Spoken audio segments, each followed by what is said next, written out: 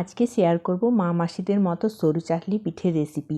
এই সরু চাকলি পিঠে 3 থেকে 4 দিন যদি আপনারা ফ্রিজে রেখে দিন এয়ারটাইট কন্টেনারে, তাহলেও কিন্তু খুব সফট থাকবে। প্রথমে বিউলির ডাল এবং চাল নিয়ে নিয়েছিলাম। 1 কাপ চাল, 1/4 কাপ বিউলির ডাল সারা রাত ভিজিয়ে সকালে জল, আদা এবং কাঁচা লঙ্কা দিয়ে ভালো করে বেটে নিয়েছিলাম। একদম স্মুথ পেস্ট বানিয়ে নিয়েছিলাম। তারপরে 2 থেকে 3 ঘন্টা ঢাকা দিয়ে সাইড করে রেখে দেবেন।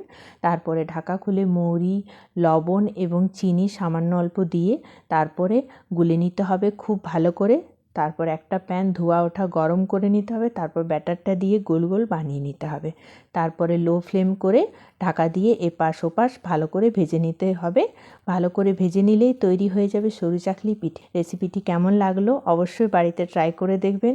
ভিডিওটি ভালো লাগলে চ্যানেলে একটা সাবস্ক্রাইব করে দেবেন। ধন্যবাদ।